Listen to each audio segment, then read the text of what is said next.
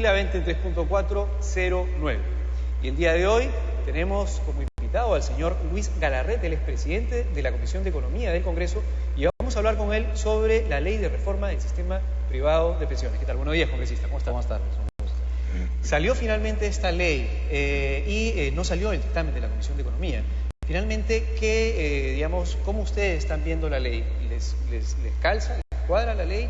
¿Ustedes pensaban que debería haber algunos cambios, algunas modificaciones? Lo primero, digamos, la parte general, no quiero detenerme mucho, porque además ya lo hemos señalado, hay lamentablemente una situación en la que no se ha dado el debate. Además, el debate se está dando posterior de la votación de la Comisión Permanente, se está dando con mayor detalle. Sí se hizo en la Comisión de Economía, por lo menos hemos estado unas 3 semanas desde que llegó el proyecto del Ejecutivo, ¿no? Recordemos que el proyecto del Ejecutivo llega el 2 de junio, propuesta que el ministro de Economía lo planteó el 31 de agosto, el 23 de agosto del 2011. Entonces, yo le decía en algún momento en un medio de comunicación al señor presidente Humala, le decía, no, pues, señor presidente, si su ministro de Economía se ha demorado casi un año para enviar el proyecto de AFPs al Ejecutivo, ¿cuánto tiempo le va a dar usted a los ciudadanos en el reglamento de la superintendencia para que puedan tomar decisiones sobre un tema que es bien complejo, ¿no? Entonces, dejando de lado los antecedentes, creo que no muy buenos, puesto que esto es una reforma que sale sin dictamen de regulación de trabajo y seguridad social, que es la que tenía mayor competencia, ni de economía, sino sale a través de defensa del consumidor, genera un precedente negativo. Dicho esto, hay varios aspectos que felizmente se detectaron a tiempo. Por ejemplo, y eso es otro tema que yo no sé si el presidente Humala sabía, que en el proyecto de ley iban a obligar a independientes y a gente de la pequeña y microempresa a afiliarse de todas maneras sin ninguna restricción a la ONP o a la AFP. Entonces es un tema que queríamos detallarlo importante, porque en la ONP, tú lo sabes muy bien, con 20 años mínimo de aportación tienes una jubilación. Entonces el proyecto de ley lo que te decía era, si tú tienes 60, 55, 50 años, 48, estabas obligado a la ONP o a la AFP. Y si vas a la ONP, definitivamente con menos de 20 años para jubilar, o sea, una persona de 46 años no iba a tener pensión. Eso lo detectamos, creo que fue un error, pero por eso digo, el Ministerio de Economía, con todos sus asesores, con este tipo de errores, era necesario mirarlo con calma. Es verdad que en la AFP sí vas a tener una pensión, pero la crítica era que el plazo para jubilarse era muy pequeño, por lo cual su fondo era muy pequeño y la pensión iba a ser muy pequeña. Si bien es cierto, por lo menos tendría algo, tampoco es la solución que nosotros consideramos que debe darse. La idea de la gran reforma esperada, Luis, y creo que lo conversamos con tus televidentes acá, era hablar del pilar social, era hablar qué hacemos con la ONP. Esto era un segundo paso, pero digamos, aquí debería haber ingresado algo de ese segundo paso para orientarnos a eso. Limpiar un poco el sistema. Hoy día tenemos mucha gente de 50 años que perdió el empleo, y es que en el Perú pues uno se queda sin empleo a los 52 años y es difícil volver a engancharse en el mercado laboral, o sea, no tenemos una empleabilidad permanente.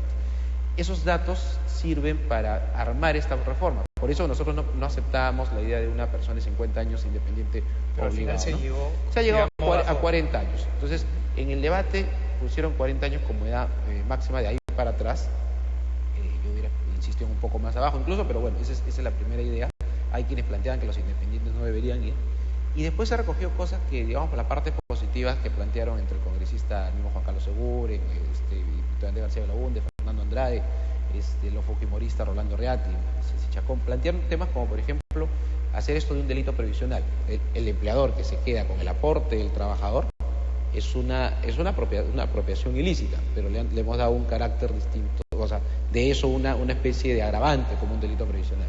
Ahora, pero el tema de la reforma, básicamente los pilares que debería tener una reforma es, uno, aumentar la cobertura. A todo el mundo obviamente le interesa que haya más gente que llegue a la edad de jubilación y que efectivamente tenga fondo de jubilación, para que el Estado, digamos, no a través de tributos tenga que estar, cubriendo ese costo y repartirlo entre la sociedad. Y el segundo tema tiene que ver con un tema de la rentabilidad. Obviamente a todo el mundo le interesa que ese fondo cada vez sea más grande y que cuando uno se jubile, digamos, la rentabilidad obtenida durante todo ese tiempo no sea pues un fondo de 100, sino un fondo de 150, 200, para que tenga más dinero, digamos, para vivir decentemente cuando se jubile. Otro tema importante de la reforma, en teoría debería haber sido, o es el tema de la estructura de costos y las comisiones que le cobran, porque obviamente eso afecta también la rentabilidad que obtiene, disminuye la rentabilidad. Digamos, viendo estos 3 pilares, ¿cuáles son las reformas que se han creado dentro de la ley, que tiene la ley, digamos, que son importantes y que podría impactar primero positivamente a la persona que nos está viendo?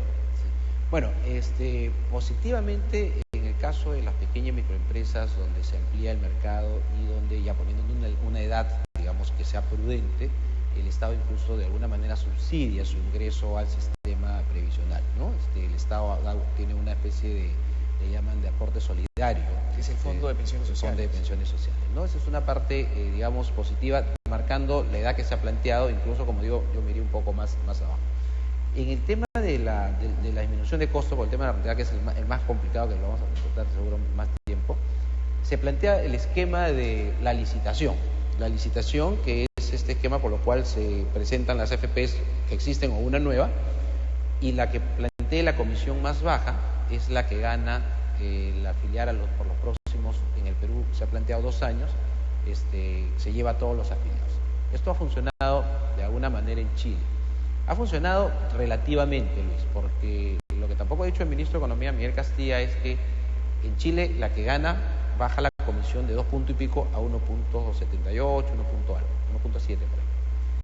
Se lo lleva los próximos 3 años a los afiliados. De ahí vuelve a haber una segunda licitación y la misma vuelve a ganar porque baja a 0.7. Me refiero por si acaso a comisión por flujo, es decir, cuando yo doy mi aporte para mi cuenta, para mi fondo, ahí pago la comisión.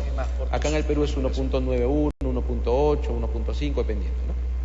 Que es para el fondo es 20%, que es lo que decimos 18, que lo queremos sincerar en la información que se da al trabajador, no 1 punto algo, sino lo que es frente al fondo, que es casi hace 20%, 18%. Entonces, 0.7% de la remuneración en Chile vuelve a ganar esta misma AFP en la segunda licitación y se lleva por los próximos 3 años. Ahí hay varios errores. El primero es que esta AFP que ha ganado tiene el 3% de mercado, si no es menos. O sea, no es que baja la comisión para el mercado chileno de las AFP, baja para los futuros afiliados. La que tiene el 23% del mercado en Chile mantiene una comisión de 1.50 y tantos. La que tiene el otro 20 y tantos por ciento de los afiliados en Chile mantiene una comisión de 1 punto y pico. Pero entonces, ese es un problema estructural, porque como comentábamos antes de la entrevista, ahora tenemos una cantidad bastante grande de fondos manejados por las AFPs. Cada fondo que se licite el futuro, porque van a ser nuevos afiliados, es decir, si yo tengo un fondo de este tamaño, la cantidad de fondo que voy a licitar va a ser un fondo muy chiquito, porque va a ser el fondo de ese año, de la gente de los nuevos aportantes de ese año. Por lo tanto, el mercado que va a haber para esta nueva AFP que tome o que gane por digamos, la tasa más baja de comisiones, va a ser chiquitísimo con respecto a todo lo que ya existe. Y el gran problema, como comentábamos también, es que todo lo que ya existe, todo ese fondo, ya no se va a poder ir así nomás a cualquier otra AFP, ni siquiera nueva, porque ya se cobraron todas las comisiones sobre ese fondo desde este momento hasta que toda la gente de ese fondo se jubile. O sea, si todo ese fondo grande se transfiere a una nueva que cobre más barata, no va a cobrar nada, porque ya todo esto... Comisión sobre eso ya se cobró. Que era lo que pareciera que las AFP acá estaban un poco de acuerdo en que cuando hay transferencias entre AFPs de afiliados, saben que debería venir con su fondo y con la comisión que le corresponde a ese fondo, pero eso como ya ha sido consumido, viene más que con su fondo y entre ellos no se han hecho problemas. Sin embargo, nosotros en el proyecto de la Comisión de Economía, que nunca se llegó a aprobar porque los congresistas de gobierno no dieron quórum, planteamos aplicar la NIC 18. La NIC 18 es la norma de contabilidad internacional que dice lo que tú planteas, ¿no? Es decir, si yo pago 20 soles por comisión para que este fondo me lo administre de por vida, lo que hago es provisionar lo que corresponde para los siguientes años. Pero regreso al esquema chileno. El esquema chileno, porque para ir para saldos, que a mí me parece bien, porque las AFP critican el tema de la licitación, incluso hablan de un tema constitucional, en fin, yo ahí no tengo mayor reparo, me parece que sí es una buena salida. Lo que trato de decir es, tampoco es la panacea, ¿no? Tampoco es que con eso se solucionó. Por eso nosotros, ¿qué planteábamos? Lo que planteábamos era hacer un default legal cada 4 meses. Cada 4 meses la SBS sacaba un indicador y decía, la más barata del mercado, la que cobra menos comisión es X. Entonces, los próximos 4 meses todos se afilian a esa. Y salen si es que la rentabilidad neta es menor del mercado. ¿Por qué? Porque hoy día los chilenos que están en la AFP más barata es la menos rentable y no pueden salir, porque están enganchados por 3 años. Eso es verdad, el Ejecutivo lo planteó también en la licitación de los 2 años. Nosotros lo estamos planteando en la de 4 meses. ¿Por qué era importante esto? Porque es diferente esperar que se arme toda la licitación y después de 2 años ver si funcionó para una segunda licitación y ver si quieren competir, a que cada 4 meses empieces a competir y ahí vas a ver una competencia de lo que hoy día no existe de las AFP para que sea la más barata y porque va a haber movilidad de los afiliados, ¿no? Entonces, eso va por el lado afiliado. Y un tema para pasar a las comisiones es que En Chile se cobraba comisiones por saldo y en el año 87 se van de comisiones por saldo a comisiones por flujo porque los estudios que hacen es que la comisión por saldo no le favorecía a los afiliados chilenos. Entonces la pregunta es, si copio el modelo chileno desde la creación de las AFP, el modelo chileno de la licitación, yo le hubiera puesto esto que nosotros planteamos, que era cada 4 meses se hacía competir más rápido y no esperar 2 años y pico. ¿Por qué no copio o por qué hago lo contrario que Chile ha hecho y que solamente está en Bolivia y en México, que es la comisión por saldo? Porque no necesariamente hacer lo que hacen otros países es lo más eficiente. Por eso es que probablemente un país haya tomado una decisión y después le haya cambiado. Pero lo importante es saber si efectivamente, digamos, la comisión, por ejemplo, por saldo es lo mejor para el afiliado intrínsecamente, independientemente de si un país lo hace o no.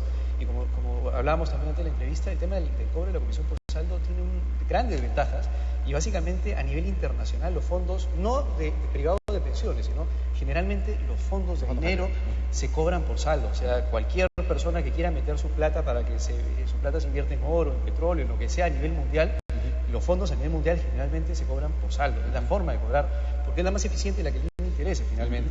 El gran problema es cómo la gente ahora que tiene que entender que tiene que pasar de una comisión de 1.9, 2% sobre su sueldo, sobre su remuneración, bajo este nuevo esquema, ¿qué es lo que va a pasar? ¿La gente va a tener una comisión realmente más baja, más alta? ¿Qué es lo que va a suceder? Bueno, al comienzo puedes sentir, porque claro, todo el tema del día a día, tú puedes sentir que ahora no pagas la comisión que pagabas antes. Es decir, si tú pagas 20% sobre tu aporte y hoy día ya no vas a pagar, me refiero hoy día porque va a haber una transición que también es un poco complicada, no sé, durante 10 años vas a estar entre un aporte fijo y un aporte por saldo. Pero lo que puede sentir uno nuevo, digamos ya que supongamos que el esquema esté en saldo, va a sentir que al comienzo no paga mucho, pero conforme va creciendo el saldo va a pagar más. Yo no termino, la verdad, de estar convencido de si la aplicación por saldo es la que alinea. Entiendo que en los fondos sí, pero los fondos solamente invierten, que es igual que las AFORES de México. Las AFORES de México no hacen fuerza de ventas, no hacen cobranza, ellos solamente invierten, son como unas apps, ¿no? Una sociedad de agente de bolsa, que no es el tema de las AFPs. Entonces, incluso nosotros planteamos el caso del incremento del saldo, ese es otro esquema. El incremento de saldo sí nos dice lo que realmente ha ganado esa AFP y lo que debería cobrarnos sobre esa verdadera rentabilidad. Es otra forma de cobro también. Es otra forma de cobro, pero claro, si yo tengo en enero 1.000 soles, yo voy a pagar sobre esos 1.000 soles. Si en febrero yo ya aporté 100, tengo 1.100, voy a pagar sobre los 1.000 que pagué en enero y sobre los 1.100. Es decir, cada vez pago más. Yo sé que haciendo corridas, que creo que tú has hecho algunas corridas, nosotros también hemos planteado unas corridas, podría una tasa equivalente demostrar que podrían empatar, si quieres, o la tasa que corresponde entre saldo y comisión. Pero esa tasa equivalente, como bien lo hemos conversado, no va a ser para una sola persona, no va a ser para todo el sistema. Sino es persona por persona. Va a ser muy complicado. Yo creo que me quedaría con la idea para terminar, la del Banco Central. No es muy transparente, no porque sea transparencia, no de corrupción, dejando claro, transparencia en el sentido de entender los números y por qué esto es mejor que esto y la transición. En ese sentido, la transparencia, poco entendible. Por eso yo le decía, repito, al presidente Humala, si su ministro de Economía se ha demorado 1 año para elaborar con los asesores de las SBS y todo, ¿cuánto un ciudadano que no está metido, como tal vez estás tú y conoces muy bien el tema, va a poder tomar las decisiones? Porque va a haber una decisión de pasarse a saldo o quedarse por flujo, ojo, de los que ya están hoy día afiliados, ¿no? Claro, en todo caso, bueno, creo que es importante en todo caso si es que hay algo que rectificar, hay algo que mejorar, que el Congreso y las comisiones puedan ayudar un poco a esa mejora para que finalmente que todo el mundo salga beneficiado y entienda mejor también el tema de las matemáticas, que es lo más importante, ahí creo.